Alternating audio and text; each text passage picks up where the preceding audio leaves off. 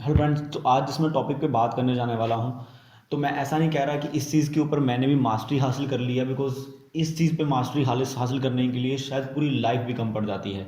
But अगर through out the life हम इस दोनों पॉइंट्स को अगर हम सही ढंग से प्रैक्टिस करें, तो हाँ, एक दिन हम इसको करने में बहुत अच्छे हो जाएंगे।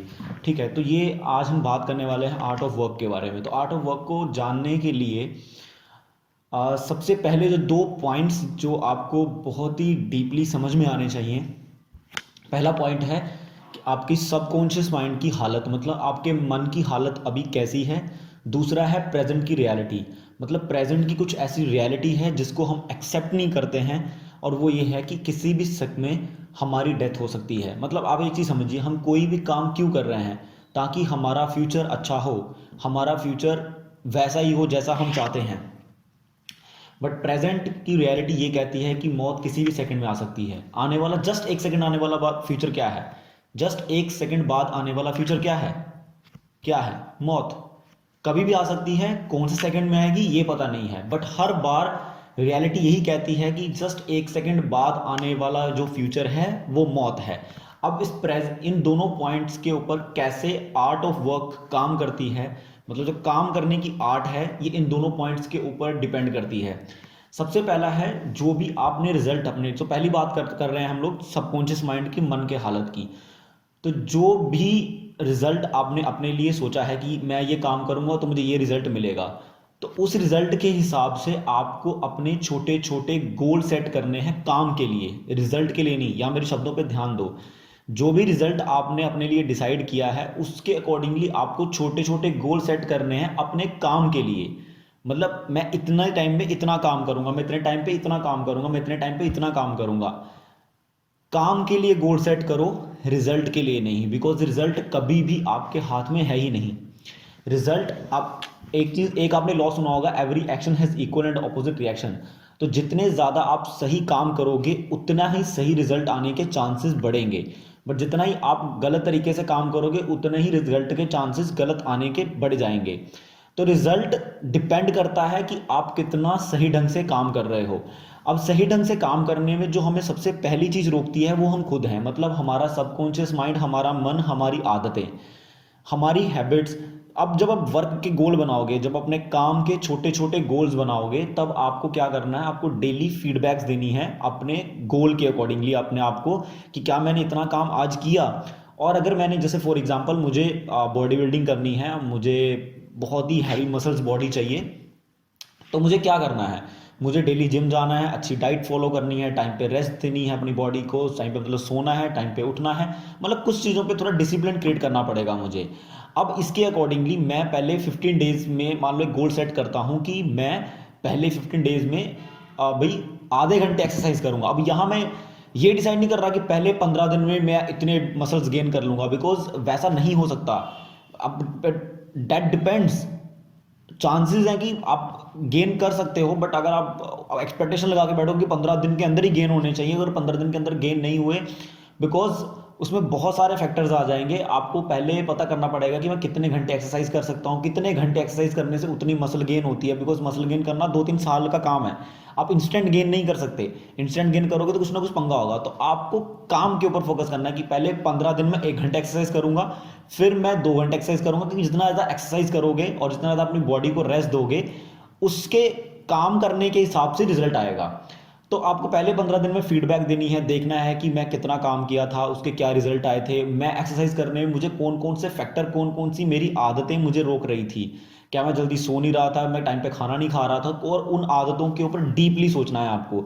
जब भी मैं डीपली सोचने की बात कह रहा हूं, तो डीपली सोचने का मतलब है पेन पेपर पे सोचो।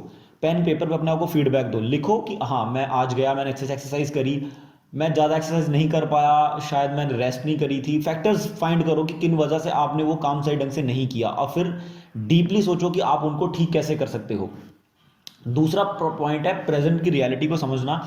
अब ये जो प्रेजेंट की रियलिटी को समझना है, इसके बारे में मैं थोड़ा सा बताने से पहले थोड़ा सा डीपली एक्सप्लेन करना चाहूँगा कुछ चीज़ों को। लास्ट की कुछ वीडियोस में मैं लगातार बोलता हुआ आ रहा हूँ कि आप ये बॉडी नहीं सो लो, आप बॉडी नहीं सो लो। अगर आपको एक एक्स्ट्रा ऑर्डिनरी लाइफ जीनी है, तो आपको ये बात समझनी पड़ेगी कि आप बॉडी नहीं, आप सोल हो।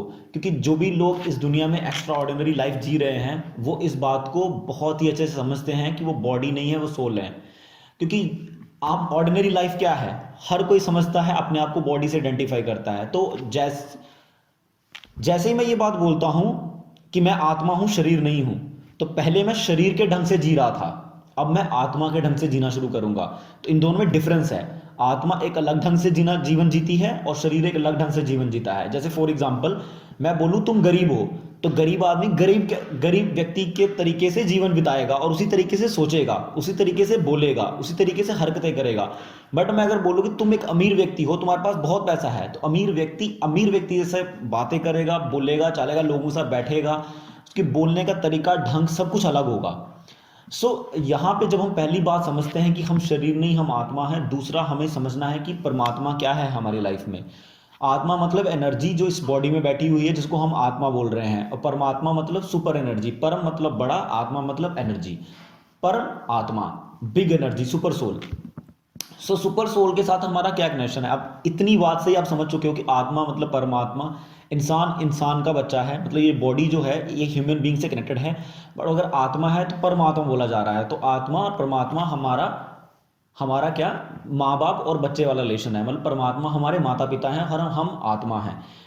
अब एक और चीज़ आपको थोड़ा साइंटिफिकली समझा देता हूँ। कुछ लोगों को अगर ये बहुत ही रिलीजिस्टिक पॉइंट लग रहा होगा तो मैं थोड़ा साइंटिफिकली आपको ये चीज़ समझाता हूँ। देखो, हम एनर्जी हैं, इस बॉडी में बैठी हुई एनर्जी। मैंने पहले बहुत बार एक्सप्लेन कर दिया कि हम सोल कैसे नहीं है, तो मैं आई बटन में वीडियोस दे रहा हूँ, आप देख लो और दोबारा से इस वीडियो पे आओ। हम एनर्जी हैं। Energy is neither be created nor be destroyed, it just transform from one body to another body. Energy ना ही ताकत, ना ही कोई पैदा होती है, ना ही कोई मरती है, वो एक शरीर से दूसरे शरीर में परिवर्तन होती है। बट यहाँ पे एक डीप कंसर्न है एक और, कि अगर मेरे कमरे में एक बल्ब जल रहा है, उसका कनेक्शन मीटर के साथ है, मीटर का कनेक्शन इलेक्ट्रिसिटी बोर्ड के साथ है, इलेक्ट्रिसिटी बोर्ड का कनेक्शन मेन जहां से पावर सोर्स आ रहा है, पावर हाउस है, उसके साथ है।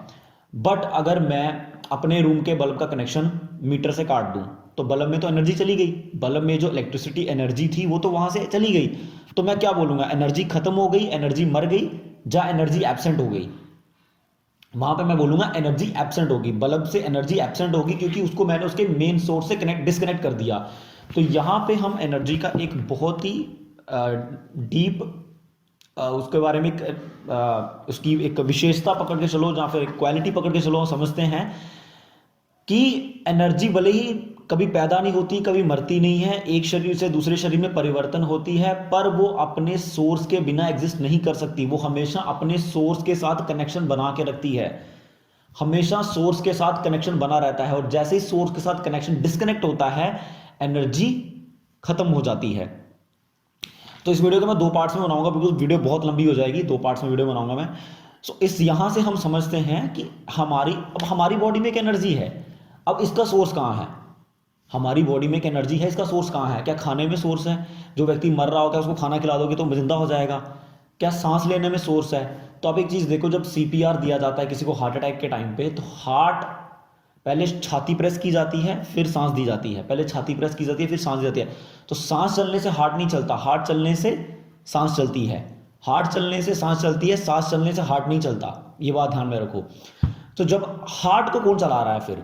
जैसे मैं बाइक को किक मारता हूं, तो किक कौन मार रहा है? किक एनर्जी मार रही है। मैं बैठा हुआ ऊपर एक एनर्जी सोर्स हूं जो किक मार रहा है, और फिर रेस से बाइक चल रही है। तो रेस है हमारी सांस, और बाइक की किक है हमारा हार्ट, जो पूरे इंजन को चलाता है। एंड देन रेस चल रही है, देन लाइफ चल रही है। हार्ट को कौन चला रहा है? एनर्जी। तो फिर हमारी उस एनर्जी का सोर्स कहां है? लाइफ बिगिन कहां से हुई है? हार्ट से, और किसी चीज से नहीं। तो लाइफ का हम एनर्जी हैं, तो हमारा सोर्स कहां है? हमारा सोर्स है परमात्मा। आपने जनरली इंडिया में लोगों को वही बोलते सुना होगा कि बेटा किसी का दिल मत दुखाना, सबके हृदय में भगवान बैठते हैं, परमात्मा बैठते हैं। ठीक है, भगवान को अलग अलग जगहों पे अलग अलग काम के हिसाब से अलग अलग नामों से पुकारा जाता है। और हृदय में बैठी हुई जब कोई सुपर सोल, जब वो एक ताकत के रूप में हमारे हृदय में बैठते हैं, तो हम उन्हें परमात्मा, सुपर कॉन्शियसनेस बोलते हैं। हम कॉन्शियसनेस है, वो सुपर कॉन्शियसनेस है, जो एट द सेम टाइम हमारे हार्ट में बैठी हुई है। अब इसको आप अपनी इंटेलेक्चुअल, अपनी बुद्धि से नहीं समझ सकते, बिकॉज इस पूरी क्रिएशन को आपकी बुद्धि ने नहीं बनाया है। इस क्रिएशन को किसी सुपर इंटेलिजेंस ने बनाया है जो आपकी इंटेलिजेंस से परे है। आप बहुत ही माइन्यूट पार्टिकल हो इस पूरे यूनिवर्स के अंदर, बहुत ही माइन्यूट पार्टिकल। आप एक चींटी से भी छोटे हो। अगर मैं थोड़ा सा ऊपर जाके आपको देखूं तो अगर मेरी ऊंचाई, अगर हम जैसे चींटी को देखते हैं, अगर हमारे से भी ऊंचा कोई हो तो हमें वो चींटी जैसा दिखेगा। तो हम इतने माइन्यूट में, हमारी माइंड इमेजिनेशन कितनी बड़ी हो सकती है, कितनी, जब हम इतने माइन्यूट हैं तो हमारी इमेजिनेशन कितनी बड़ी हो सकती है। बट यहाँ पे हम लॉजिक्स के समझ सकते हैं, एनर्जी की क्वालिटीज के ऊपर समझ सकते हैं कि there should be a super source, नहीं तो हमारी बॉडी के अंदर एनर्जी नहीं करेगी। इसीलिए जब कोई मरता है तो क्या बोला जाता है, भगवान ने अच्छा नहीं किया, भगवान की वजह, भगवान को इतनी जल्दी नहीं इसको मारना चाहिए था। तो कारण समझते हैं वो लोग कि आप, मैंने पिछली वीडियो मौत के ऊपर बनाई है, एक बार उसको भी देख लो। मैं सारी सीरीज में वीडियो बना रहा हूं, अगर आपने मेरी एक भी वीडियो मिस करी, आप पूरी पूरी जो मैं साइकोलॉजी सेट कर रहा हूं ना अपने वीडियो से, आप उसको मिस कर दोगे। अब बात आती है प्रेजेंट की रियलिटी की। मैंने बता दिया परमात्मा आपके माता पिता हैं और आपके हृदय में बैठे हैं आपके साथ। प्रेजेंट की रियलिटी ये बोलती है कि रिजल्ट कभी भी आपके हाथ में नहीं है। अपने जनरली इंडिया में बात लोगों को कहते हुए सुना होगा, बेटा कर्म करो फल की चिंता मत करो, कर्म करो फल की चिंता मत करो, अपना काम अच्छे से करो, काम अच्छे से करो, बिकॉज रिजल्ट कभी भी आपके हाथ में है ही नहीं। और रिजल्ट ऐसा भी हो सकता है, ऐसा नहीं, सच्चाई पता क्या है, इस दुनिया में रिजल्ट कभी किसी को मिलेगा ही नहीं, ये सच्चाई है। बिकॉज आज मैं एक काम कर रहा हूं, आज मैं यूट्यूब पे वीडियोस बना रहा हूं और मैं सोचाता हूं कि ये बॉडी फेमस हो जाएगी, ये पर्टिकुलर बॉडी इस समय जो मेरे पास है, ये अमरजीत की ये वाली जो बॉडी है, इस बॉडी का नाम, जिसका नाम अमरजीत है, ठीक है, ये फेमस हो जाएगी। तो मान लीजिए अगर मेरी इस वीडियो को बनाने के बाद ही डेथ हो जाती है तो कौन फेमस हो गया? ये बॉडी तो खत्म हो गई, इसको तो जला दिया जाएगा। सोल कभी खत्म नहीं होती, सोल कभी खत्म नहीं होती। जैसे ये बॉडी, ये अमरजीत की अभी ये बॉडी बचपन में मेरे पास नहीं थी, थोड़े दिन, कुछ 10 साल पहले भी ये बॉडी मेरे पास नहीं थी। मैंने रिसेंटली अपनी फर्स्ट ईयर की एक फोटो देख रहा था, तब भी ये बॉडी मेरे पास नहीं थी। बट एक अमरजीत है जो बचपन में, तो जब 4 साल पहले और आज भी इस बॉडी के अंदर है और वो बदल नहीं रहा है। और इसी तरीके से हम बुढ़ापे में भी जाते हैं, बॉडी बदल रही है लगातार, बट अंदर बैठा हुआ मैं कभी नहीं बदल रहा। इसी तरीके से बॉडी बदलते बदलते बचपन से लेके जवानी से बूढ़े से, और हम बुढ़ापे के बाद एक और बॉडी में चले जाते हैं, बट हम मरते नहीं हैं, हम बॉडी बदल देते हैं। तो मतलब मैं कभी नहीं मरा, तो हृदय और कभी परमात्मा भी नहीं मर सकते, और हमारा कभी काम भी नहीं मर सकता, हमारे कर्म भी कभी नहीं मर सकते। इसीलिए हमारे जीवन में दुख और सुख आता है। कुछ चीजें हो रही है जो हमारी लाइफ में अपने आप हो रही है, हमने उनको इनवाइट भी नहीं किया था। हमारी लाइफ में अपने आप कई बार बीमारी लग जाती है, हमारा एक्सीडेंट हो गया, किसी ने हमें कुछ गलत बोल दिया, हमारा अचानक से लॉस हो गया, बहुत सारे इतनी सारी प्रॉब्लम्स है हर इंसान के लाइफ में। वो कोई बहुत ही इंटेलिजेंट लोग क्वेश्चन पूछते हैं कि भाई मेरी लाइफ में दुख क्यों आ रहा है? तुम्हारी लाइफ में दुख आ रहा है, तुम्हारी लाइफ में, जो इस बॉडी के अंदर बैठे हुए तुम हो, तुम्हारी लाइफ में दुख आ रहा है, इस बॉडी के लिए दुख नहीं आ रहा है। बिकॉज तुमने प्रीवियस बॉडी में कुछ ना कुछ ऐसे एक्शंस किए थे जो तुम इस बॉडी में, जिसके रिजल्ट तुम्हें मिल रहे हैं। बिकॉज एक्शन करोगे तो रिजल्ट तो मिलेगा ही मिलेगा, बट कब मिलेगा ये तुम डिसाइड नहीं करोगे, ये नेचर डिसाइड करेगा कि रिजल्ट कब मिलेगा और कैसे मिलेगा, ये नेचर डिसाइड करेगा। नेचर मतलब सुपर कॉन्शियसनेस डिसाइड करेगी कि वो रिजल्ट कब मिलेगा, क्योंकि ये बॉडीज को देख पा रही हैं, और सुपर कॉन्शियसनेस को देख पा रही है, परमात्मा आत्मा को देख पा रहे हैं। तो जो रियलिटी आप अपने सामने देख रहे हो, एक मटीरियल वर्ल्ड, ये पूरा जो मैटर का बना हुआ संसार है जिसको आप देख रहे हो, इसकी बैकग्राउंड पे जो रियली में इसको चला रहा है वो कॉन्शियसनेस है, वो आत्मा है, एनर्जी है हर जगह पे। सुपर कॉन्शियसनेस, जितनी बड़ी बॉडीज, अलग अलग बॉडी में देखो, हर बॉडी में एनर्जी है और वो एनर्जी उन बॉडीज को चला रही है। तो वास्तव में रियलिटी इस बॉडी के अंदर चल रही है, बाहर नहीं। यहां पे इस बात को समझना बहुत ज़्यादा जरूरी है कि हमें प्रेजेंट में रह के सिर्फ प्रेजेंट के वर्क के ऊपर फोकस करना चाहिए, और हमेशा काम को परमात्मा के लिए करना चाहिए, भगवान के लिए करना चाहिए। जैसे हम अगर कोई काम